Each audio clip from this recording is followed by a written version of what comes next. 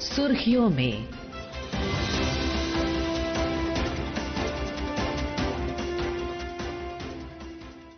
नमस्कार, सुर्खियों में कार्यक्रम के आज के अंक में आपका स्वागत है।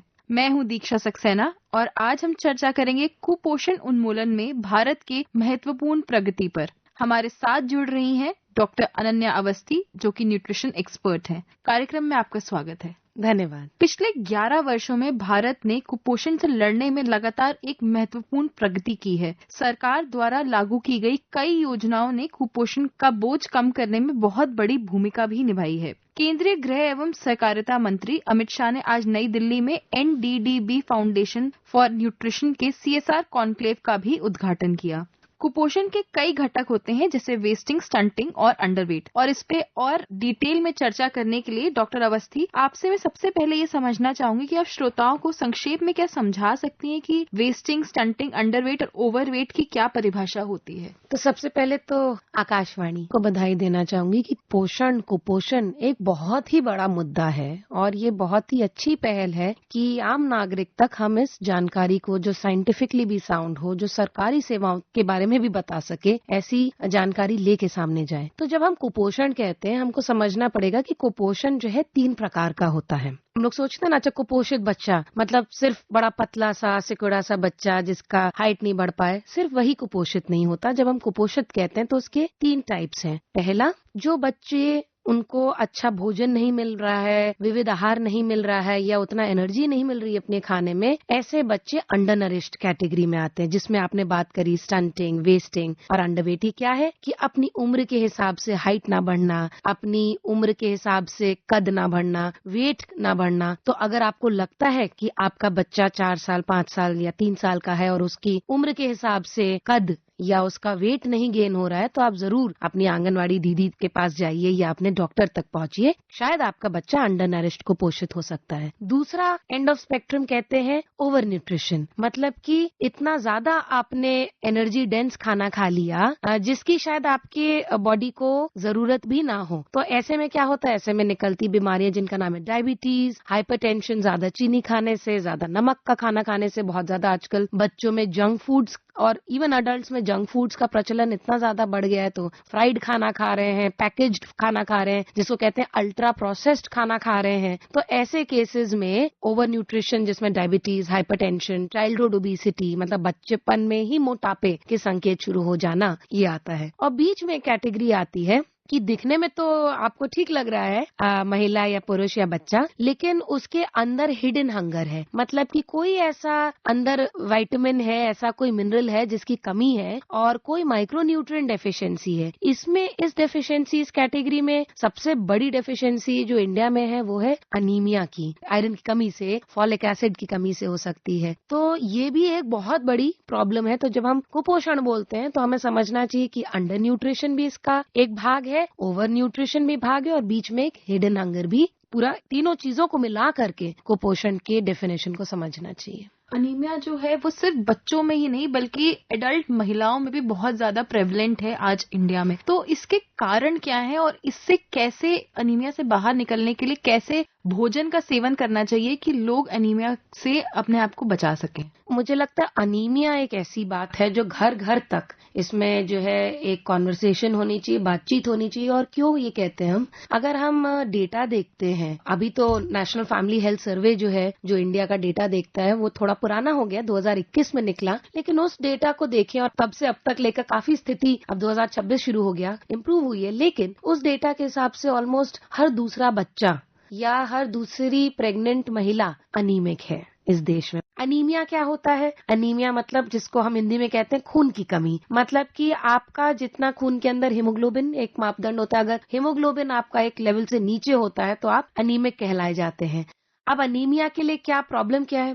पहली बात तो ये कि इंडिया में अनीमिया बड़ा ही नॉर्मलाइज्ड है। मान के चला जाता है कि अच्छा हाँ लड़की है तो ठीक है, 8-9 हीमोग्लोबिन है तो क्या हुआ, 11-12 की क्या जरूरत है। तो पहला तो हमको लो हीमोग्लोबिन लेवल्स या अनीमिया होना डीनॉर्मलाइज करना पड़ेगा कि नहीं, ये सही नहीं है। दूसरा समझना पड़ेगा कि बहुत सारी सरकारी योजनाओं के तहत ministry of health, national health mission, आपके प्राइमरी हेल्थ सेंटर पे या इवन आंगनवाड़ी सेंटर पे आयरन फॉलिक एसिड टैबलेट्स मिलती हैं जिनका आपको सेवन करना चाहिए। इसके साथ ही साथ अब जो नई रिसर्च आ रही है उसमें इंजेक्टेबल्स भी आ रहे हैं कि अगर महिला प्रेग्नेंट हो, इस पर अभी रिसर्च चल रही है, सरकारी योजनाओं में उतना नहीं आया है, रिसर्च चल रही है कि प्रेगनेंसी के दौरान जो है खून की जरूरत और होती है, आयरन और आपका डिप्लीट होता है, आप बच्चे में भी अपना पोषण जो आपकी बॉडी में है वो बच्चे में भी दे रहे हैं।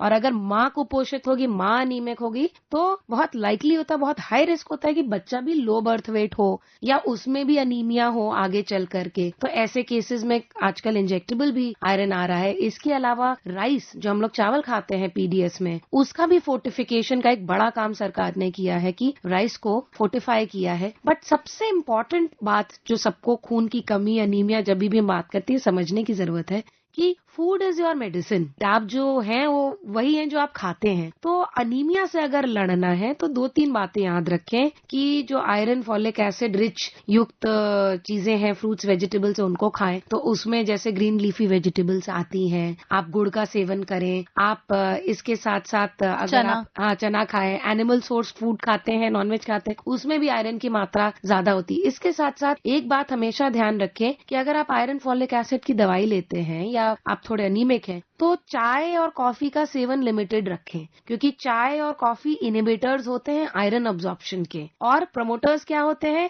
नींबू पानी, हल्का सा नींबू 2 बूंद रस पी लिया, आंवला खा लिया, अमरूद खा लिया। तो जितने भी विटामिन सी रिच फ्रूट्स होते हैं वो आयरन का अब्जॉर्प्शन आपकी बॉडी में बढ़ा सकते हैं। और इसके अलावा आयरन की कढ़ाई में खाना खाइए। तो ये सारी चीजें जो हमारी दादी नानियों ने बोल रखी थी वो सब एक्चुअली साइंटिफिकली ट्रू है। आयरन फिश चलती है कि बच्चों के लिए खाना बना रहे हैं तो आयरन फिश उसमें डाल दें कि थोड़ा थोड़ा आयरन लीच होके खाने में आए। तो भोजन पर आपको जो है अपना डेफिनेटली फोकस करना पड़ेगा, क्योंकि बहुत बार दवाइयां और सप्लीमेंट्स भी जो है आप खाते तो हैं बट आपके किडनी के रास्ते से आपके यूरिन में निकल जाते हैं, लिवर डैमेज भी करते हैं एक्स्ट्रा सप्लीमेंट खाना, ऑफ कोर्स। और सबसे इम्पोर्टेंट बात तो यही है कि अगर आपको लगता है कि आप अनीमिक हैं या आपको सांस लेने में प्रॉब्लम आ रही है, सीढ़ी नहीं चढ़ पा रहे हैं, तो आप सीधे जाकर के अपने नियरेस्ट जो आपका प्राइमरी हेल्थ सेंटर है या आप किसी अगर डॉक्टर के पास जाते हैं, सीधे जाइए, अपना हेमोग्लोबिन का इलाज कराइए और एक प्रॉपर मेडिकल प्रोफेशनल से पूछिए कि आपको क्या दवाई की जरूरत है, या अगर आप अभी गर्भवती हुई हैं तो ऐसा आयरन रिच क्या खा सकती है, तो उसका आप प्रॉपर एक मेडिकल एडवाइस और न्यूट्रिशन काउंसलिंग भी ले सकते। प्रधानमंत्री ने साल 2018 में पोषण अभियान की शुरुआत की थी और इसका लक्ष्य था कि भारत में कुपोषण को खत्म करना है। पोषण अभियान 2.0 मुख्य रूप से किशोर लड़कियों, गर्भवती महिलाओं, स्तनपान करने वाली महिलाओं और 6 साल तक के बच्चों की पोषण स्थिति पर केंद्रित है। आप क्या हमें पोषण 2.0 के बारे में बता सकती हैं कि कैसे ये एक नए रूप में लेकर आया गया है सरकार द्वारा, ताकि लोग कुपोषण से बच सकें? तो देखिए, पोषण 2.0 का से पहले आया था पोषण अभियान, जो पोषण अभियान प्रधानमंत्री जी ने सन 2018 में लॉन्च किया। और उससे क्या हुआ, पहली बार पोषण का एजेंडा, न्यूट्रिशन का एजेंडा जिसको कह सकते हैं मेन स्ट्रीम हुआ, सेंटर स्टेज पर आया। लोग समझे कि अच्छा, न्यूट्रिशन, पोषण, कुपोषण ये एक बहुत बड़ी समस्या है जिससे हम लोग को सबको इसमें साथ में मिलकर लड़ना है। और फिर सन 2022 में पोषण अभियान और जो आंगनवाड़ी सर्विसेज या ICDS जिसको हम कहते हैं, जो कि 1975 में वन ऑफ द ओल्डेस्ट, सबसे पुराना हम लोग का रनिंग सरकारी प्रोग्राम रहा है, इन दोनों को मर्ज करके पोषण 2.0 बना, पोषण अभियान और आंगनवाड़ी सेवाएं। और ये क्यों सबसे अलग है? क्योंकि बहुत सारे लोग ये जानते नहीं होंगे कि पोषण 2.0 के तहत, पोषण सेवाओं के तहत करीबन 14 लाख आंगनवाड़ी सेंटर इस पूरे देश में ऑपरेट करते हैं, अलग अलग राज्यों में, अलग अलग यूनियन टेरिटरीज में। और वो 14 लाख आंगनवाड़ी में आप जाएं तो आपको आंगनवाड़ी वर्कर या आंगनवाड़ी दीदी मिलेंगी जो आपको बताती हैं कि आपको कुपोषण से कैसे बचें, न्यूट्रिशन के लिए आपकी क्या काउंसलिंग हो। वो आपके घर आकर आपकी होम विजिट भी करती हैं और सबसे इम्पोर्टेंट, वो आपको ये भी बताएंगे कि अगर आपके पास बच्चे हैं जो 6 साल की उम्र तक हैं, या आप गर्भवती महिला हैं, या आप दूध पिलाती हुई माँ हैं, या फिर अगर आप किशोरी वर्ग में आप एक एडोलेसेंट गर्ल भी हैं नॉर्थ ईस्ट और एस्पिरेशनल डिस्ट्रिक्ट्स में, तो इन सारे ही बेनिफिशियरी कैटेगरीज को मुफ्त में वहां पर टेक होम राशन मिलता है हर महीने, जो कि आपका हक है।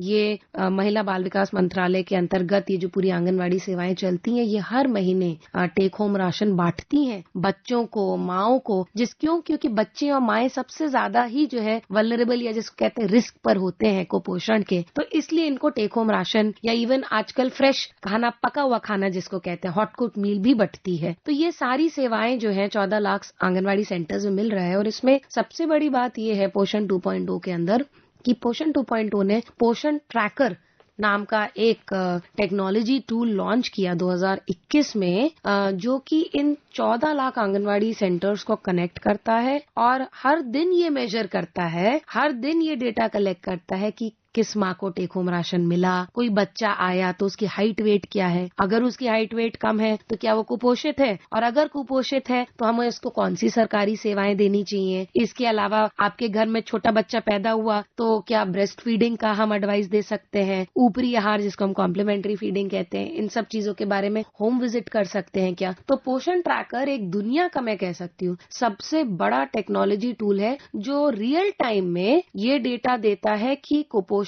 का स्टेटस और लेवल महिलाओं, विशेषकर महिलाओं और बच्चों के लिए पूरे देश भर में क्या है। और इस डेटा के बेसिस पर फिर भारत सरकार, मिनिस्ट्री जो है, अलग तरह के जितनी सेवाएं हैं डिसीजंस लेती हैं कि कैसे इसमें सुधार लाया जा सके। और अगर आप आंकड़े समझना चाहें तो ऑन एन एवरेज हर महीने ऑलमोस्ट 7 से 8 करोड़ बच्चे मेजर करे जाते हैं उनके कुपोषण के स्टेटस के लिए, जो कि पोषण ट्रैकर पे रिकॉर्ड होता है। और जिनको ये जानना है वो पोषण ट्रैकर डैशबोर्ड पे जा सकते हैं और बड़ी ट्रांसपेरेंटली ये डेटा शेयर भी होता है मिनिस्ट्री से। कुपोषण की समस्या से निपटने के लिए भारत सरकार ने साल 2020 में कोविड-19 के जस्ट बाद प्रधानमंत्री गरीब कल्याण अन्न योजना की भी शुरुआत की थी। तो इसके बारे में आप हमें बता सकते हैं कि ये योजना भारत सरकार की एक बड़ी खाद्य सुरक्षा पहल है। देखिए, इसमें हमको एक डिस्टिंक्शन करना पड़ेगा। आपने जिस योजना का नाम लिया वो पीडीएस में चलती है, जिसको हम कहते हैं पब्लिक डिस्ट्रीब्यूशन सिस्टम, जो हम जनरली एक राशन शॉप जानते हैं। ये हुई बात फूड सिक्योरिटी की, कि कोई भी भूख से आदमी ना पीड़ित हो। इस चीज को प्रोटेक्ट करने के लिए ये योजना लाई गई और फिर ये अनदर 5 years के लिए इसको एक्सटेंड किया। और इसका बहुत बड़ा हाथ रहा है एक फूड सिक्योरिटी भी देने का। दूसरा क्या होता है कि इससे एक इकोनॉमिक स्टेबिलिटी भी मिलती है, कि अगर आपके घर का राशन सरकार, आपको पता है, आपको भरोसा है कि एक पारदर्शी रूप से आपको खाने का राशन मिलेगा, तो कहीं ना कहीं वो एक इकोनॉमिक कवर भी हो जाता है, मॉनेटरी कवर भी हो जाता है। तो ये लोगों को गरीबी रेखा से नीचे रोकने में भी सहायक होता है। और ये स्टडीज ने ऐसा दिखाया है कि फूड सिक्योरिटी और इस तरह के जो राशन स्कीम है, इसका बहुत बड़ा हाथ होता है कि जो लोग एकदम मार्जिन पे रहते हैं उनको हम पॉवर्टी से उठा सकते हैं। कि आपकी फूड सिक्योरिटी का अगर जिम्मा सरकार ने ले लिया तो फिर आप जो है आप पॉवर्टी लाइन से नीचे नहीं जाएंगे। लेकिन जो पोषण अभियान के अंदर राशन बंटता है उसका नाम है टेक होम राशन, जिसको हम THR कहते हैं। वो कैसे अलग है? वो रॉ राशन नहीं है। टेक होम राशन का मतलब ये नहीं कि आटा दाल अनाज दे रहे हैं। टेक होम राशन स्पेशली बनाया जाता है बच्चों के लिए, 6 साल की उम्र तक के बच्चों के लिए, 0 to 6, और जो प्रेग्नेंट वुमेन है, गर्भवती महिलाएं, जो लैक्टेटिंग मदर्स हैं, जो दूध पिलाती हुई माँ है। क्यों? क्योंकि उन लोगों को सबसे ज्यादा जरूरत है एक पौष्टिक आहार की, विविध आहार की। तो ऐसे टारगेट ग्रुप्स के लिए सरकार ने, ये मिनिस्ट्री वुमेन एंड चाइल्ड से आता है और ये आपको आंगनवाड़ी सेंटर में मिलेगा। और अगर आपके पास इनफैक्ट अब पोषण ट्रैकर ऐप का एक सिटीजन मॉड्यूल भी है, तो आप फ्री में जाकर के पोषण ट्रैकर से अपना सिटीजन ऐप भी डाउनलोड कर सकते हैं। उससे अपना नियरेस्ट आंगनवाड़ी सेंटर पर रजिस्टर कर सकते हैं, जहाँ कर आप अपना टेक होम राशन ले सकते हैं, जो मदर्स और चिल्ड्रन के लिए स्पेसिफिक होता है। और वही पोषण ट्रैकर चेक भी रखता है, आपके पास SMS भी आता है कि आपका इस महीने का टेक होम राशन, वो हो गया फूड राशन जिस पर चर्चा शुरू हुई, ये हुआ टेक होम राशन जो जच्चा बच्चा के लिए दिया जाता है।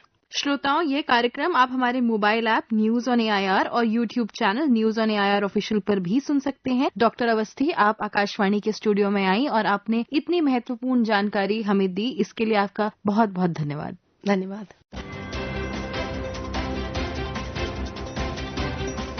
सुर्खियों में